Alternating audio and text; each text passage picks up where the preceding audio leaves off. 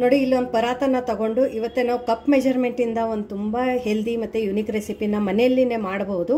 ಇಲ್ಲಿ ನಾನು ಪ್ಯೂರ್ ಗೋಧಿ ಹಿಟ್ಟನ್ನು ತಗೊಂಡಿದ್ದೀನಿ. ಸೊ ಇಲ್ಲಿ ಗೋಧಿ ಹಿಟ್ಟನ್ನು ನೀವು ಜಡಿ ಮಾಡೇ ತಗೋಬೇಕು. ಗೋಧಿ ಹಿಟ್ಟಲ್ಲಿ ಯಾವುದೇ ಮಿಕ್ಸಿಂಗ್ ಇಲ್ಲ. ನೀವು ಬೇಕಂದರೆ ಗೋಧಿ ಹಿಟ್ಟಲ್ಲಿ ರಾಗಿ ಅಥವಾ ಸೋಯಾಬೀನ್ ಹಾಕಿ ನೀವು ಗೋಧಿ ಹಿಟ್ಟು ಬೀಸಿದರೆ ಅದು ಇನ್ನೂ ತಗೋಬೋದು. ಅದು ಇನ್ನೂ ಹೆಲ್ದಿ ಆಗುತ್ತೆ ನಮ್ಮ ರೆಸಿಪಿ. ಇವಾಗ ನೋಡಿ 1.5 ಕಪ್ಪದಷ್ಟು ಇಲ್ಲಿ ಗೋಧಿ ಹಿಟ್ಟನ್ನು ನಾನು ಜಡಿ ಮಾಡಿ ತಗೊಂಡಿದ್ದೀನಿ. ಇವಾಗ ಇದ್ರೊಳಗಡೆ ಸ್ವಲ್ಪ ಉಪ್ಪನ್ನು ಹಾಕೊಳ್ಳೋಣ, 1/4 ಟೀ ಸ್ಪೂನ್ ಅಷ್ಟು. ಇವಾಗ ಇದನ್ನು ನೀಟಾಗಿ ಮಿಕ್ಸ್ ಮಾಡ್ಕೊಳ್ಳೋಣ.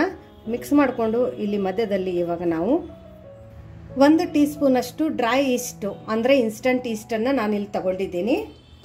ಇಲ್ಲಿ ನೋಡಿ ನಾನು 1 ಟೇಬಲ್ ಸ್ಪೂನ್ ಅಷ್ಟು ಬ್ರೌನ್ ಶುಗರನ್ನು ತಗೊಂಡಿದ್ದೀನಿ. ನೀವು ಬೇಕಂದರೆ ಇಲ್ಲಿ ನಾರ್ಮಲ್ ಶುಗರು ಕೂಡ ತಗೋಬಹುದು, ಅಥವಾ ಶುಗರ್ ಇದ್ದವರು ಇದನ್ನು ಕೂಡ ನೀವು ಸ್ಕಿಪ್ ಮಾಡಬಹುದು.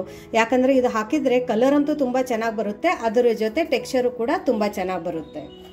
ಸೊ ಇದು ಶುಗರನ್ನು ನಾನು ಸೈಡಲ್ಲಿ ಹಾಕ್ಕೊಂಡಿದ್ದೀನಿ.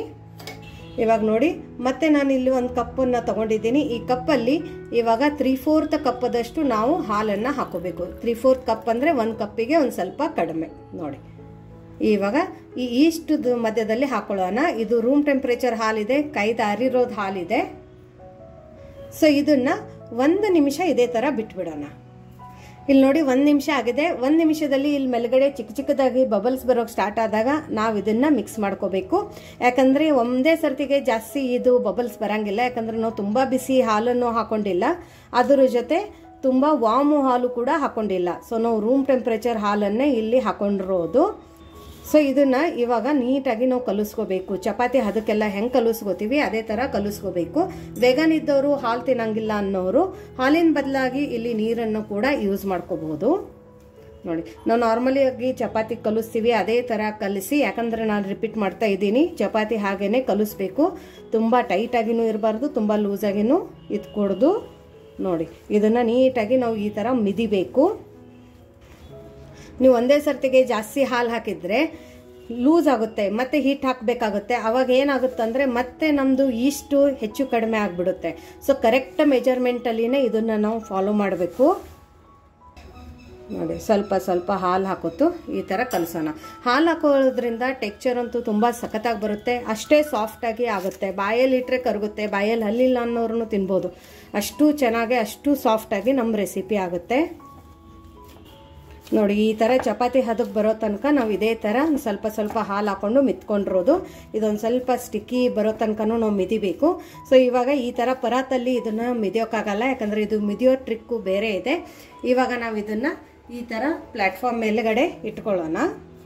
ಇವಾಗ ಇದ್ರ ಮೇಲ್ಗಡೆ ನಾವು ಬೆಣ್ಣೆನ ಹಾಕೋತಾ ಇದ್ದೀನಿ. ಬೆಣ್ಣೆನ ನಾನು ಒಂದು ಸ್ವಲ್ಪ ಕರಗಿಸ್ಕೊಂಡು ಹಾಕ್ಕೊಂಡಿದ್ದೀನಿ. ಆಲ್ಮೋಸ್ಟ್ 3 ಟೇಬಲ್ ಸ್ಪೂನ್ ಅಷ್ಟು ನಾನು ಬೆಣ್ಣೆನ ಹಾಕ್ಕೊಂಡಿದ್ದೀನಿ. ನೀವು ಬೇಕಂದರೆ ತುಪ್ಪನ ಒಂದು ಸ್ವಲ್ಪ ಕರಗಿಸ್ಬಿಟ್ಟು ಹಾಕೋಬಹುದು, ಅಥವಾ ಎಣ್ಣೆ ಕೂಡ ಹಾಕೋಬಹುದು, ಯಾರು ಬೆಣ್ಣೆ ತುಪ್ಪ ತಿನ್ನಲ್ಲ ಅನ್ನೋರು. ಬಟ್ ಈ ಥರ ಹಾಕೊಳ್ಳೋದ್ರಿಂದ ತುಂಬ ಚೆನ್ನಾಗಿ ಬರುತ್ತೆ. ಯಾವ ಥರ ಮಿದಿಬೇಕಂದ್ರೆ ಕಟ್ ಆ್ಯಂಡ್ ಫೋಲ್ಡ್ ಮೆಥಡಲ್ಲಿ ನಾವು ಮಿತ್ಕೋಬೇಕು. ನೋಡಿ ಹಿಂಗೆ ಥರ ಸ್ಟ್ರೆಚ್ ಮಾಡಿ ಈ ಥರ ಬರಬೇಕು. ಇದು ಗೋಧಿ ಹಿಟ್ಟಿರೋದ್ರಿಂದ ಒಂದು ಸ್ವಲ್ಪ ಮಧ್ಯ ಮಧ್ಯದಲ್ಲಿ ಈ ಥರ ಕಟ್ ಆಗುತ್ತೆ, ಹಾಗಾಗಿ ವರಿ ಮಾಡ್ಕೋಬೇಡಿ. ನೋಡಿ ಈ ಥರ ಮಿದಿಬೇಕು. ಈ ಥರ ಕಟ್ ಮಾಡಿ ಮತ್ತೆ ಇದನ್ನು ಈ ಥರ ಫೋಲ್ಡ್ ಮಾಡಬೇಕು, ಕಟ್ ಮಾಡಬೇಕು, ಆಮೇಲೆ ಫೋಲ್ಡ್ ಮಾಡಬೇಕು. ಸೊ ಇದೇ ಮೆಥಡಲ್ಲಿನೇ ನಾವು ಇದನ್ನು ಮಾಡ್ಕೋಬೇಕು. ಈ ಥರ ಸ್ಟ್ರೆಚ್ ಮಾಡಬೇಕು, ಸ್ಟ್ರೆಚ್ ಮಾಡಿ ಫೋಲ್ಡ್ ಮಾಡಬೇಕು. ನೋಡಿ ಸೊ ಇದೇ ಥರ ನಾವು ಇದನ್ನು ಒಂದು 5 ರಿಂದ 6 ನಿಮಿಷ ಮಿತ್ಕೊಂಡು ಬರಬೇಕು. ಇನ್ನು ಯಾರು ನೀವು ನಮ್ಮದು ವಾಟ್ಸಪ್ ಗ್ರೂಪನ್ನು ಜಾಯಿನ್ ಆಗಿಲ್ಲ ಅಂದರೆ ವಿಶ್ಫುಲ್ ಅಡುಗೆ ಮನೆ ವಾಟ್ಸಪ್ ಗ್ರೂಪ್ ಲಿಂಕನ್ನು ನಾನು ಡಿಸ್ಕ್ರಿಪ್ಷನ್ ಬಾಕ್ಸಲ್ಲಿ ಕೊಟ್ಟಿದ್ದೀನಿ. ಆ ಲಿಂಕ್ ಮೇಲೆ ಕ್ಲಿಕ್ ಮಾಡಿದರೆ ಸಾಕು, ನೀವು ನಮ್ಮ ಜೊತೆ ಕನೆಕ್ಟ್ ಆಗ್ತೀರಾ. ಹಾಗೂ ಉತ್ತರ ಕರ್ನಾಟಕದ ರಾಣಿ ಅಂತ ಹೇಳ್ಬಿಟ್ಟು ನಮ್ಮದೊಂದು ವಾಟ್ಸಪ್ ಗ್ರೂಪ್ ಇದೆ. ಆ ವಾಟ್ಸಪ್ ಗ್ರೂಪಲ್ಲಿ ನಾವು ಮನೆಯಲ್ಲಿ ಮಾಡಿರೋವಂಥದ್ದು ಮಸಾಲೆ ಖಾರಗಳು ಆಗಿರ್ಬೋದು, ಸ್ನ್ಯಾಕ್ಸ್ ಐಟಮ್ಸ್ ಆಗಿರ್ಬೋದು, ಅಥವಾ ಯಾವುದಾದ್ರೆ ಹೊಸದು home made pure organic masalas ಮತ್ತು ಸ್ನ್ಯಾಕ್ಸನ್ನು ನಾವು ಅಲ್ಲಿ ಇಂಟ್ರೊಡ್ಯೂಸ್ ಮಾಡಬೇಕಾದ್ರೆ ಫಸ್ಟ್ ಅಲ್ಲೇ ಇಂಟ್ರೊಡ್ಯೂಸ್ ಮಾಡೋದು. ಸೊ ಆ ಗ್ರೂಪದ ಲಿಂಕನ್ನು ಕೂಡ ನಾನು ಡಿಸ್ಕ್ರಿಪ್ಷನ್ ಬಾಕ್ಸಲ್ಲಿ ಕೊಟ್ಟಿದ್ದೀನಿ. ಅಲ್ಲದ್ರ ಮೇಲೆ ಕ್ಲಿಕ್ ಮಾಡಿದರೆ ಅಲ್ಲಿನೂ ಕೂಡ ನೀವು ನಮ್ಮ ಜೊತೆ ಕನೆಕ್ಟ್ ಆಗ್ತೀರಾ. ಹಾಗೂ ನಿಮಗೆ 100% ಪ್ಯೂರ್ ಆರ್ಗ್ಯಾನಿಕ್ಕು ಮತ್ತು ಹೋಮ್ ಮೇಡು ಮನೆಯಲ್ಲಿನೇ ಮಾಡಿರೋವಂಥದ್ದು ಮಸಾಲೆ ಖಾರಗಳು ಸ್ನ್ಯಾಕ್ಸ್ಗಳನ್ನು ಆರ್ಡರ್ ಮಾಡಬೇಕಂದ್ರೆ ಡಿಸ್ಕ್ರಿಪ್ಷನ್ ಬಾಕ್ಸಲ್ಲಿ ವಾಟ್ಸಪ್ ನಂಬರ್ ಕೊಟ್ಟಿದ್ದೀವಿ. ಆ ವಾಟ್ಸಪ್ ನಂಬರ್ಗೆ ನೀವು ಮೆಸೇಜ್ ಮಾಡಿದರೆ ನಿಮಗೆಲ್ಲ ಡೀಟೇಲ್ಸ್ ಸಿಗುತ್ತೆ. ಒಂದು ಕೈಯಲ್ಲಿ ತೆಳಗಡೆ ಇಟ್ಕೊಳ್ಳಿ, ಅಂದರೆ ಈಸಿ ಆಗುತ್ತೆ ನಿಮಗೆ ಸ್ಟ್ರೆಚ್ ಮಾಡಿ ಫುಲ್ ಮಾಡೋಕ್ಕೆ. ಅವಾಗ ಏನಾಗುತ್ತೆ ಅಂದರೆ ಈ ಕೈಯಿಂದನೂ ನಾವು ಈ ಕಡೆ ಎಳ್ಕೊತೀವಲ್ಲ, ಹಾಗಾಗಿ ಈಸಿ ಆಗುತ್ತೆ. ಸೊ ಇವಾಗ ಇದು ಆಲ್ಮೋಸ್ಟ್ 5 to 6 ಮಿನಿಟ್ ಆಗಿದೆ. ಇವಾಗ ನಾವು ಇದನ್ನು ನೀಟಾಗಿ ಟಕ್ ಮಾಡ್ಕೋಬೇಕು. ಟಕ್ ಯಾವ ಥರ ಮಾಡ್ಕೊಳ್ಳೋದು ಅಂದರೆ ಈ ಥರ ನೀಟಾಗಿ ರೌಂಡಾಗಿ ಮಾಡ್ಕೋಬೇಕು ಹಿಟ್ಟನ್ನು. ಆಮೇಲೆ ಇದು ಒಳಗಡೆ ಈ ಥರ ಟಕ್ ಮಾಡಬೇಕು ನೋಡಿ.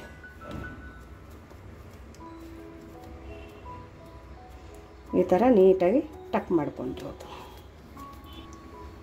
ಇದೆಲ್ಲ ಪರ್ಫೆಕ್ಟ್ ಬಾಲ್. ಇವಾಗ ಇದನ್ನು ನಾವು ಈ ಥರ ಒಂದು ಗ್ಲಾಸಿನ ಬೌಲನ್ನು ತೊಗೊಂಡಿದ್ದೀನಿ. ನೀವು ಬೇಕಂದರೆ ಸ್ಟೀಲಿಂದು ಕೂಡ ತೊಗೋಬೋದು. ನಿಮಗೆ ಇದು ಫರ್ಮೆಂಟ್ ಆಗಿರೋದು ತೋರಿಸೋಕ್ಕೋಸ್ಕರ ಇಲ್ಲಿ ನಾನು ಗ್ಲಾಸಿನ ಬೌಲನ್ನು ತೊಗೊಂಡಿದ್ದೀನಿ. ಇವಾಗ ಲೈಟಾಗಿ ಇದನ್ನು ಈ ಥರ ಪ್ರೆಸ್ ಮಾಡೋಣ. ಆಮೇಲೆ ಇದ್ರ ಮೇಲ್ಗಡೆ 1 ಸ್ಪೂನಷ್ಟು ಬೆಣ್ಣೆ ಅಥವಾ ತುಪ್ಪ ಅಥವಾ ಎಣ್ಣೆನ ಈ ಥರ ಸವರೋಣ. ಇವಾಗ ನೆಕ್ಸ್ಟ್ ಇದ್ರ ಮೇಲ್ಗಡೆ ಒಂದು ಪ್ಲೇಟನ್ನು ಮುಚ್ಚೋಣ. ಪ್ಲೇಟ್ ಯಾವ ಥರ ಮುಚ್ಚಬೇಕಂದ್ರೆ ಸುತ್ತದಿಂದ ಗಾಳಿ ಹೋಗಬಾರ್ದು, ನೀಟಾಗಿ ಲಾಕ್ ಆಗಬೇಕು. ಅಥವಾ ನಿಮ್ಗೆ ಇದ್ರ ಮೇಲ್ಗಡೆ ಕ್ಯಾಪ್ ಇದ್ದರೆ ಕ್ಯಾಪನ್ನು, ಏರ್ ಟೈಟ್ ಕ್ಯಾಪನ್ನು ಮುಚ್ಚಿ. ಆಮೇಲೆ ಇಲ್ಲೊಂದು ನಾನು ನ್ಯಾಪ್ಕಿನನ್ನು ತಗೊಂಡಿದ್ದೀನಿ, ಯಾಕಂದರೆ ಒಳಗಡೆ ಗಾಳಿ ಹೋಗಬಾರ್ದು ಇದಕ್ಕೆ ಅಂಥೇಳಿ ಈ ನ್ಯಾಪ್ಕಿನನ್ನು ತಗೊಂಡು ಇದನ್ನು ಮತ್ತೆ ಈ ಥರ ಮುಚ್ಚೋಣ. ಈ ಥರ ನ್ಯಾಪ್ಕಿನಲ್ಲಿ ಸುತ್ತಿ ಇದನ್ನು ನಾವು 1.5 ಗಂಟೆ ಇದೇ ಥರ ಬಿಟ್ಟುಬಿಡಬೇಕು. ಸೊ ಇವಾಗ ಹಿಟ್ಟು 1.5 ಗಂಟೆ ಆದಮೇಲೆ ಯಾವ ಥರ ಆಗುತ್ತೆ ಅಂತ ನೋಡೋಣ.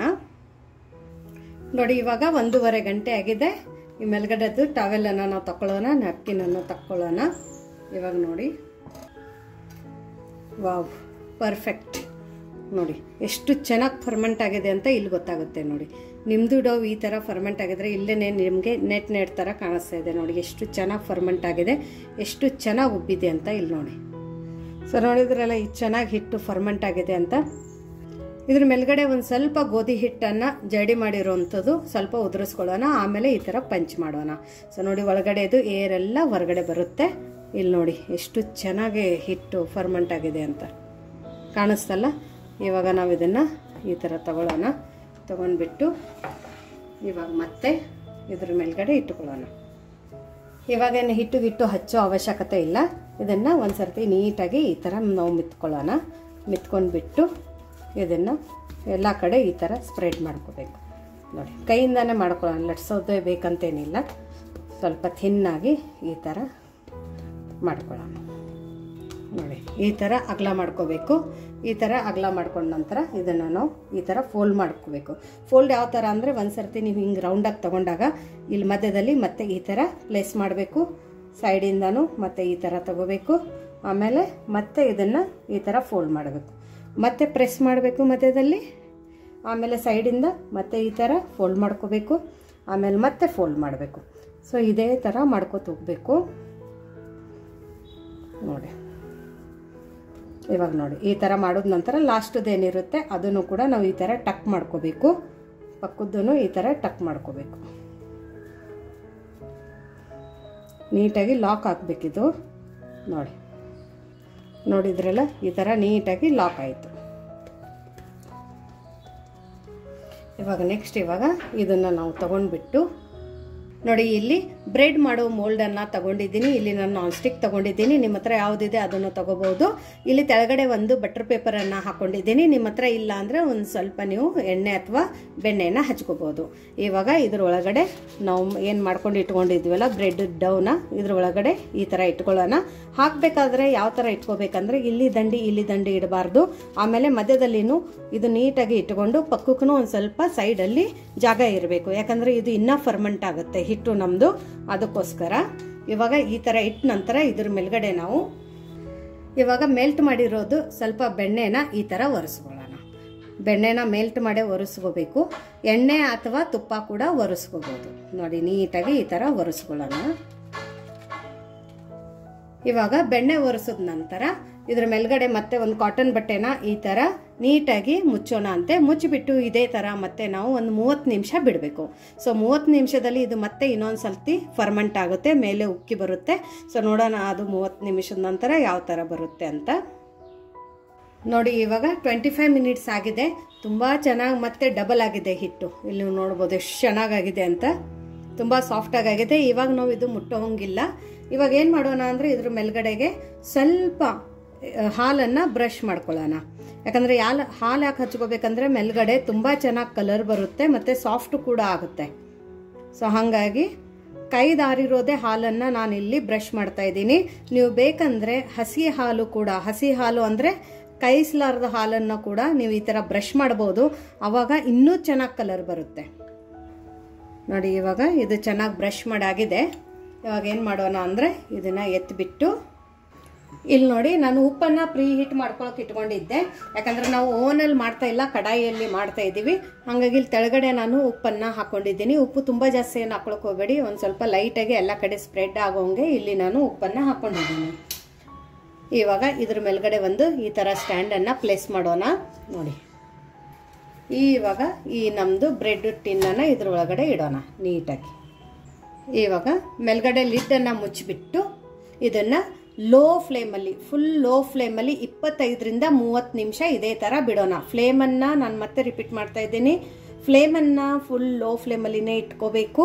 ಆಮೇಲೆ ಇದನ್ನು 25ರಿಂದ 30 ನಿಮಿಷ ನಾವು ಇದನ್ನು ಬೇಕ್ ಮಾಡಬೇಕು. ಈಗ ನೋಡಿ 30 ಮಿನಿಟ್ಸ್ ಆಗಿದೆ. ಇವಾಗ 30 ಮಿನಿಟ್ಸಲ್ಲಿ ಇಲ್ಲಿ ನಾನು ಫುಲ್ ಲೋ ಫ್ಲೇಮ್ ಇಟ್ಕೊಂಡಿದ್ದೆ, ಬಟ್ ಇದ್ರ ಮೇಲ್ಗಡೆ ಇನ್ನೂ ಅಷ್ಟು ಚೆನ್ನಾಗಿ ಕಲರು ಬಂದಿಲ್ಲ. ಇವಾಗ ಒಂದು ಸರ್ತಿ ನಾವು ಫೋರ್ಕಿಂದ ಚುಚ್ಚಿಬಿಟ್ಟು ನೋಡೋಣ ಅಂತೆ. ನೋಡಿ ಚೆನ್ನಾಗಿ ಬಂದಿದೆ. ಬಟ್ ಇವಾಗ ಏನು ಮಾಡೋಣ ಅಂದರೆ ಇನ್ನೊಂದು ಸ್ವಲ್ಪ ಇದಕ್ಕೆ ಕಲರ್ ಬರಬೇಕು. ಇನ್ನೂ ಅಷ್ಟು ಚೆನ್ನಾಗಿ ಕಲರ್ ಬಂದಿಲ್ಲ, ಯಾಕಂದರೆ ಇದು ಗೋಧಿ ಹಿಟ್ಟಿಂದಿದೆ ಅಂಥೇಳಿ. ಇವಾಗ ಮತ್ತೆ ಇದ್ರ ಮೇಲ್ಗಡೆ ಇನ್ನೊಂದು ಲಿಡ್ಡನ್ನು ಮುಚ್ಚಿಬಿಟ್ಟು ಮೀಡಿಯಮ್ ಫ್ಲೇಮಲ್ಲಿ ಇನ್ನೊಂದು 10 ನಿಮಿಷ ಇದನ್ನು ಬೇಕ್ ಮಾಡ್ಕೊಳ್ಳೋಣ. ನೋಡಿ ಇನ್ನೊಂದು 10 ನಿಮಿಷ ನಾವು ಮೀಡಿಯಮ್ ಫ್ಲೇಮಲ್ಲಿ ಬೇಯಿಸ್ಕೊಂಡಿದ್ದೀವಿ. ವಾವ್, ಪರ್ಫೆಕ್ಟ್ ಬಂದಿದೆ ಕಲರು. ತುಂಬ ಅಂದರೆ ತುಂಬ ಚೆನ್ನಾಗಿ ಕಲರ್ ಬಂದಿದೆ. ಕೇರ್ಫುಲ್ಲಾಗಿ ತಕ್ಕೊಳ್ಳಿ. ಇಲ್ಲಿ ನೋಡಿ ಪರ್ಫೆಕ್ಟ್ ಕಲರು. ಓವನ್ ಇಲ್ಲದೆ ಕಡಾಯಿಯಲ್ಲಿ ಮಾಡಿಕೊಂಡಿರೋ ಅಂಥ ಗೋಧಿ ಹಿಟ್ಟಿನ ಬ್ರೆಡ್ ನಮ್ಮದು ರೆಡಿಯಾಗಿದೆ. ನೋಡೋಕ್ಕಂತ ಎಷ್ಟು ಡಿಲಿಷಿಯಸ್ ಕಾಣಿಸ್ತಾ ಇದೆ ಅಂದರೆ ಆ ಮನೆಯಲ್ಲಿ ಬ್ರೆಡ್ ಮಾಡಿರೋದು ಖುಷಿನೇ ಬೇರೆ. ನೋಡಿ ಪರ್ಫೆಕ್ಟಾಗಿದೆ. ಇವಾಗ ನಾವು ಇದನ್ನು ತಗೊಂಡ್ಬಿಟ್ಟು ಇವಾಗ ಈ ಬ್ರೆಡ್ಡನ್ನು ನಾವು ತಣ್ಣಗಾಗೋಕೆ ಬಿಡಬೇಕು. ಇವಾಗ ನೋಡಿ ಇದು ಬ್ರೆಡ್ ಮೇಲ್ಗಡೆ ತುಂಬ ಕ್ರಿಸ್ಪಿಯಾಗಿರುತ್ತಲ್ಲ, ಹಾಗಾಗ್ಬಿಟ್ಟು ಇದ್ರ ಮೇಲ್ಗಡೆ ಒಂದು ಸ್ವಲ್ಪ ಬೆಣ್ಣೆನ ಈ ಥರ ಒರೆಸ್ಕೊಳ್ಳೋಣ. ನೋಡಿ ಗಟ್ಟಿ ಬೆಣ್ಣೆ ಇದ್ರೂ ಈ ಬಿಸಿಗೆ ಮೆಲ್ಟ್ ಆಗುತ್ತೆ. ಮೆಲ್ಟೆಡೇ ಒರೆಸ್ಕೋಬೇಕಂತೇನಿಲ್ಲ, ಯಾಕಂದರೆ ಇದು ಮೇಲ್ಗಡೆದ ಲೇಯರ್ ಏನಿದೆ ಅಲ್ಲ, ಇದು ಒಂದು ಸ್ವಲ್ಪ ನಮ್ಮದು ಸಾಫ್ಟ್ ಆಗಬೇಕು. ಹಾಗಾಗಿ ಒಂದು ಸ್ವಲ್ಪ ಬೆಣ್ಣೆನ ಒರೆಸ್ಕೊಳ್ಳೋಣ. ಇವಾಗ ಬೆಣ್ಣೆ ಒರೆಸ್ಕೊಂಡ ನಂತರ ಇದ್ರ ಮೇಲ್ಗಡೆ ಒಂದು ಒದ್ದೆ ಬಟ್ಟೆನ ಹಾಕೋಬೇಕು. ಕಾಟನದ್ದು ಬಟ್ಟೆ. ನಾನು ಇದನ್ನು ಕಾಟನ್ ಬಟ್ಟೆನ ಹಸಿ ಮಾಡಿ ಹಾಕೊಂಡಿದ್ದೀನಿ, ಯಾಕಂದರೆ ಮೇಲ್ಗಡೆ ಲೇಯರ್ ಒಂದು ಸ್ವಲ್ಪ ಸಾಫ್ಟಾಗಿ ಚೆನ್ನಾಗಿ ಬರಲಿ ಅಂತ. ಇದನ್ನು ತಣ್ಣಗಾಗೋಕ್ಕೆ ಒಂದು 10ರಿಂದ 15 ನಿಮಿಷ ಬಿಡೋಣ. ನೋಡಿ ಇವಾಗ 10 ನಿಮಿಷ ಆಗಿದೆ. ನೋಡಿ ಮೇಲ್ಗಡೆ ಲೇಯರ್ ಸಾಫ್ಟ್ ಆಗಿದೆ, ತುಂಬ ಚೆನ್ನಾಗಿ ಬಂದಿದೆ. ಇವಾಗ ನಾವು ಇದನ್ನು ಡಿಮೋಲ್ಡ್ ಮಾಡ್ಕೊಳ್ಳೋಣ. ನೋಡಿ ಇಷ್ಟು ಚೆನ್ನಾಗಿ ಉಸ್ತಾ ಇದೆ. ಇವಾಗ ನೋಡಿ ಇದನ್ನು ಕಟ್ ಮಾಡಿ ನೋಡೋಣ. ನಿಮಗೆ ಯಾವ ಸೈಜಲ್ಲಿ ಬೇಕು, ಯಾವ ಶೇಪಲ್ಲಿ ಬೇಕು ಆ ಥರ ಕಟ್ ಮಾಡ್ಕೊಳ್ಳಿ. ವಾವ್, ಪರ್ಫೆಕ್ಟಾಗಿ ಬಂದಿದೆ. ಸೊ ನೋಡಿ ನಾನು ಈ ಥರ ರಸ್ಕ್ ಟೈಪಲ್ಲಿ ಮಾಡ್ಕೊಂಡಿದ್ದೆ. ನೀವು ಇನ್ನೊಂದು ಸ್ವಲ್ಪ ಇದು ಉಂಡೆ ಏನಿದೆ ಅಲ್ಲ, ಇನ್ನೊಂದು ಸ್ವಲ್ಪ ನೀವು ದಪ್ಪ ಇಟ್ಕೊಂಡಿದ್ರೆ ಸೇಮ್ ಬ್ರೆಡ್ ಥರನೇ ಬರುತ್ತೆ. ನೋಡಿ ಇನ್ನೂ ಒಂದು ಕೂಡ ಕಟ್ ಮಾಡಿ ನೋಡೋಣ. ಡೆಫಿನೆಟಾಗಿ ಒಂದು ಸರ್ತಿ ನೀವು ಮಿಸ್ ಮಾಡದೆ ಈ ರೆಸಿಪಿನ ಮನೆಯಲ್ಲಿ ಮಾಡಿ ಅಂತ ಹೇಳೋಕೆ ಇಷ್ಟಪಡ್ತೀನಿ. ಯಾಕಂದರೆ ನಿಜವಾಗ್ಲೂ ಅಷ್ಟು ಚೆನ್ನಾಗಿ ಬಂದಿದೆ. ಇಲ್ಲಿ ನೀವು ನೋಡ್ಬೋದು, ಹೊರಗಡೆ ತೊಗೊಂಡು ಬರ್ತೀವಿಲ್ಲ, ಸೇಮ್ ಅದೇ ಥರ ಇದೆ. ನೋಡಿ ಪರ್ಫೆಕ್ಟಾಗಿ ಬಂದಿದೆ. ಇಲ್ಲಿ ನೋಡ್ಬೋದು ನೀವು, ಜಾಳಿನೂ ಅಷ್ಟೇ ಚೆನ್ನಾಗಿದೆ. ಮತ್ತು ಹಾಲಲ್ಲಿ ಮಾಡೋದ್ರಿಂದ ಬಾಯಲ್ಲಿ ಇಟ್ಟರೆ ಕರಗುತ್ತೆ ಅನ್ನೋ ಥರ ಇದೆ. ಮಕ್ಕಳಿಗೆ ತುಪ್ಪ ಹಚ್ಚಿ ರೋಸ್ಟ್ ಮಾಡಿ ಮೇಲ್ಗಡೆ ಒಂದು ಸ್ವಲ್ಪ ಹೊರಗೇನು ಚಿಲ್ಲಿ ಫ್ಲೇಕ್ಸ್ ಅಥವಾ ಚೀಸ್ ಹಾಕ್ಕೊಟ್ರೆ ಅಂತೂ ಅಬ್ಬಬ್ಬ ಅದಕ್ಕೆ ಯಾವ ಖುಷಿಯಿಂದ ತಿಂತಾರೋ. ಸೊ ಮನೆಯಲ್ಲಿ ಮಾಡಿರುವಂಥ ಎಲ್ಲ ರೆಸಿಪಿನೂ ತುಂಬ ಹೆಲ್ದಿಯಾಗಿ ಈ ಥರ ನಾವು ಮಾಡ್ಕೋಬೋದು. ಇದ್ರ ಟೇಸ್ಟು ಕೂಡ ನೋಡಿಬಿಟ್ಟು ನಾನು ನಿಮಗೆ ಹೇಳ್ತೀನಿ. ನಿಜವಾಗ್ಲೂ A1 ರೆಸಿಪಿ ಆಗಿದೆ. ನಿಜವಾಗ್ಲೂ ತುಂಬ ಸಖತ್ತಾಗಿದೆ. ನೋಡಿ ತುಂಬ ಚೆನ್ನಾಗಿ ಬಂದಿದೆ. ಎಲ್ಲಿ ನಾನು ಹೇಳಿರೋ ಟಿಪ್ಸನ್ನು ಮಿಸ್ ಮಾಡಬೇಡಿ. ಈ ರೆಸಿಪಿ ಮಾಡಿ ಆಮೇಲೆ ನಂಗೆ ಕಮೆಂಟ್ ಮೂಲಕ ತಿಳಿಸಿ ಯಾವ ಥರ ಬಂತು ಅಂತ. ಒಂದು ಸರ್ತಿ ಮನೆಯಲ್ಲಿ ನೀವು ಈ ಥರ ಬ್ರೆಡ್ ಮಾಡಿದರೆ ನೀವು ಖಂಡಿತ ಹೇಳ್ತೀನಿ ಹೊರಗಡೆ ಬ್ರೆಡ್ ತರೋದನ್ನೇ ಮರ್ತು ಬಿಡ್ತೀರಾ, ಅಷ್ಟು ಚೆನ್ನಾಗಿ ಬ್ರೆಡ್ ಆಗಿದೆ. ಸೊ ಮತ್ತೆ ಸಿಗೋಣ ನಾವು ಇದೇ ಥರ ಹೊಸ ರೆಸಿಪಿ ಜೊತೆ ನಮ್ಮ ವಿಶ್ಫುಲ್ ಅಡುಗೆ ಮನೆಯಲ್ಲಿ. Thank you.